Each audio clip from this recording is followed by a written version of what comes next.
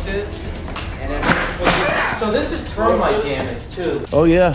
Yeah, there's a lot of termites with them. We are outside of a property that I'm buying in Biloxi, Mississippi. This one's gonna be a doozy. What you're gonna learn in this property is that anything can be fixed, what it costs, how we evaluate properties. All right, let's go. I better not after seeing you fall through the hole. Okay, so they would, you know, put the floor joists in, and then put, whoa, dude! Put the floor, stand in that hole, I'll get a picture of you.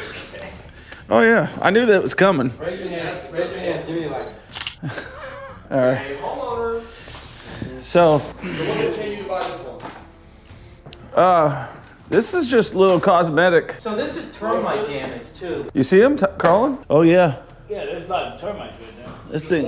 This thing is active, huh? Yeah, so you can see the termites, right? And so that, you know, termites, they need a moist environment. They thrive in the south because of the moisture and the dirt. I mean, the wood. So, okay, so this one did have a subfloor. Yeah. All right, so tongue and groove. These houses were built really solidly. It's a shame that this house is in. Yeah, yeah. It's like everywhere you step is coming out. Yeah, but you know, it doesn't look that bad under here, though. I don't see a lot of moisture, which I would have thought. What are those, 4x6s? See where it's the mold too. That's another parasite. Got a beam right there, Joel. You're good. It's not mold, fungus. Fungus eats the wood, bugs eat the wood, but you come over and retruss it. All right, so we just have most of our issue over here, right? So Josh, being our expert contractor on the job, what would you first thing, you're tearing all this out, right? Oh yeah, you gotta get rid of all this. And then you're rebuilding. Yeah. And it's just a floor, it's just a flooring system at that point in time, right? Yeah, I mean, you might create some temporary supports for the ceiling through here. Yeah, like brace them down. Yeah, just brace it down and then tear everything out. What do you think happened when people would walk through the front door? I think they fixed it. You know,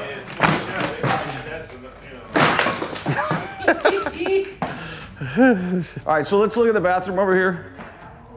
So like first thing we need to do is treat for termites. Yes. Second thing we need. Let's look at the backyard when we finally get out of the house, because remember I told you, you get a high water table in here? And Yeah. that's my concern, because that's what caused all this damage. And you can see there's some crawfish mounds out there. Would you buy this house? $63,000? Got all new windows. What's the ARV on this? What's the ARV? It's in the high 160s, 170, I think. So 115 all in, yeah. Yeah. Yeah, makes sense. All right. Numbers make sense, you buy it. Can you do the work on this job for us? Me? Yeah. I can get it done. What would it cost us? To make this house, you know, move-in ready, it's gonna cost 50 grand. Yeah. So we gotta get that stuff off there, because that's, right, keeping all the air under the house, that's a bad idea. Okay, so whoever did that, what were they thinking? Right, what were they thinking? They didn't know what they were thinking. Airflow, because it keeps the understructure dry. These crawfish mounds, there's a hole, they come up in the middle of the night like earthworms. And well, I'm pushing the holes. So crawfish. Look, here's one right here. Believe it or not, the crawfish, they're indigenous to to these swampy areas. So they live in here. They live in the ground. So there's one right there? Well, he came up there. So they build their little, their little trails, and then they come up. I don't know why they come up, because I'm not a... So we could go crawfishing in here. Yeah, you probably could. You're not gonna get a whole lot, but... So the ground is really wet. So what's the solution for that?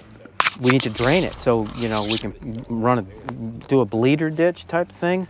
We got to get the water to pull away from it. It's going to be hard to get a tractor back here. We need to cut a ditch, right? The way I'm thinking is you have one ditch that goes down the main part and two connectors, right? Or I'm thinking, because it's pretty flat, so I don't know how you're going to get it to bleed out. What do you think? Run a ditch down the middle, throw some limestone down in it, or pea gravel, something, just so that the water. I'm not an expert. I just know that, like say for instance, that house right there, that house had the same problem. I looked in that house several years ago. Somebody rehabbed it, did it all up. Somebody bought it. It just foreclosed. It caved in again. The floors fell apart. How big of an issue is flood zone? It's not. It's just insurance. You just have to stay away from them. Or you just you don't pay insurance. I bought a bunch of properties that flooded, and I think I've had one of them flood since, right? Right. And they cleaned, like I said, they cleaned the ditch out back there, so we don't have that problem anymore. I mean, really, isn't the key here, Josh, like grading it out and then putting sand on it and then pushing a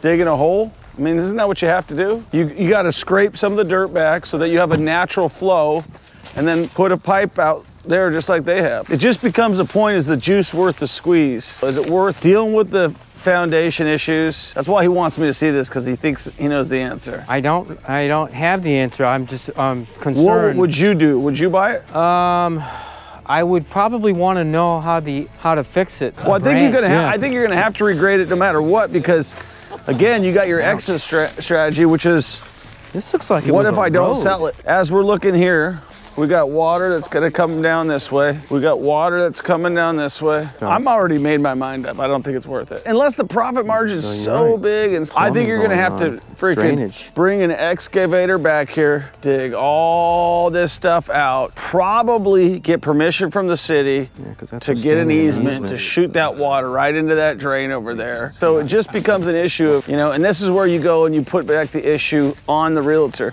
Elaine, I've got my solution. We're willing to deal with it, but not at that price. And I think we got to get permission from the realtor to bring an excavator and knock that fence down. And because the only way to fix this is to push all the dirt back that way, bring in more dirt, and funnel it right into that thing. And it'd have to be about $40,000 less. I just think it's too much work for not enough profit. I mean, do you agree? It's a big what if factor. I mean, you're saying they had the same problem over there. They did. And I just think you got to go let them know and say that there's a major water issue, and disclose to the bank, say my client looked at it and fell through the floor. Okay. And he's still willing to buy it, but we need $40,000 off, or you guys go to foreclosure, you get nothing. Right. I mean, I think if we're in the 30s, we can dig these French drains out, probably. Everything's solvable, and I think this thing could be solvable. I don't think it's as big as an issue as we think. I just think that it's not worth the time and money. This is an extra 10,000 bucks. I was just thinking the same. All right, on to the next one. Subscribe, like, follow, share. Don't be dissuaded. We get our earnest money back. It's subject to short sale approval. How much earnest money do we got on the line here? I think you get $1,000. We walk from our earnest money. If worst case scenario, lose $1,000, or we chase it down and lose 20,000. Are you learning anything? Learning a lot, learning things that are fixable, things that are worth your time, things that may not be worth your time. Anything's fixable. Anything's fixable, it's just, is there enough spread on the back end profit-wise waiting for you? So if somebody's new and they're thinking about investing in real estate, you've done a lot of like mentorships, coaching, things like that. Have you ever learned as much? No, I've never been this in the field, looking at potential investment properties, viewing ones that I've already purchased, problem solving before problems happen, being proactive in that regard. Do you think like you can add a lot of value as a junior coach to somebody who's coming in here brand new and doesn't know what the hell earnest money is, hasn't bought their first property, as you have already bought how many properties? Over 10 at this point.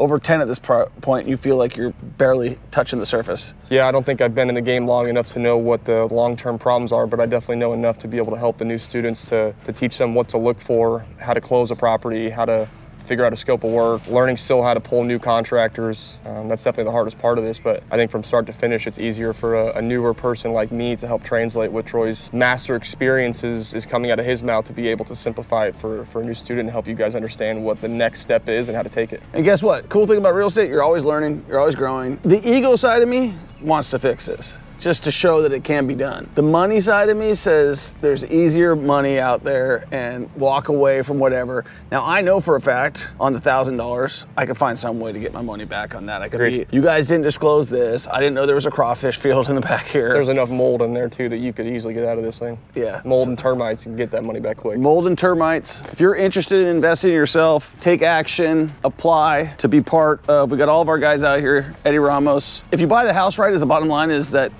there's always a way out. That's been my saving grace through a lot of this, is the rehab process, the contractors, the exit strategies. All of that stuff is flexible when you buy the house right. And that's why in learning how to analyze a deal, figuring out what you're looking for on the purchase side, it gives me a lot of peace of mind knowing that if you buy the piece of real estate right, all you have is options moving forward. You don't need to know your exit strategy, but you need to know how to buy the right deal. It's so funny that you mentioned that, because the first house I bought it with the wrong price and there was no exit strategy. Like $310,000 going down in value. No Airbnb at that time. Yeah. Only long-term rental. And that's why I never made that mistake again. I think that's the biggest thing that I've learned so far, is I used to be hung up on the exit strategies and feeling like I needed the perfect plan. Whereas if I just execute the purchase price right, every exit strategy is gonna be available for me. And now it's just gonna be a numbers game. And for me, the numbers of real estate is the easy part. It's math. Learn how to do math. If you don't know how to do it, learn how to analyze a deal. Every exit strategy is gonna be available if you buy the deal right. I think whether you're new or seasoned, buying the deal right is what makes it critical, because you're going to make mistakes.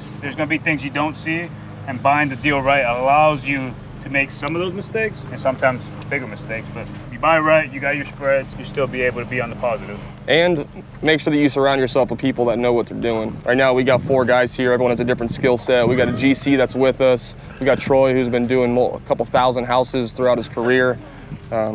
Just surround yourself with people that know what they're talking about and can help you solve problems. This is Josh Clark. He's from Louisville, Kentucky. Now, if you were gonna buy this house and it was in Louisville, Kentucky, would you buy it?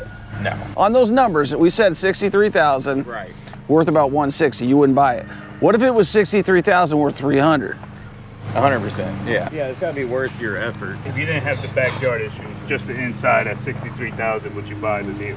Yes. If you're at home watching YouTube saying, I want to invest in real estate right now, join the Right Mentorship Program. These guys are all actively out here doing, guaranteed, we have done more in the last 72 hours than most people have done in a course that they would have paid a lot more money for and never have done it before. They're going to sit there, they're going to watch a bunch of modules about Section A, they're gonna watch a bunch of modules, they're gonna go listen to some powerhouse speaker, and they're never gonna do anything. Learning is doing. You can't learn by just watching a module or doing whatever else. And this is why I like to come out here. I love this crap. This is fun. You guys wanna do peace out? Call, subscribe, like, and give us your money.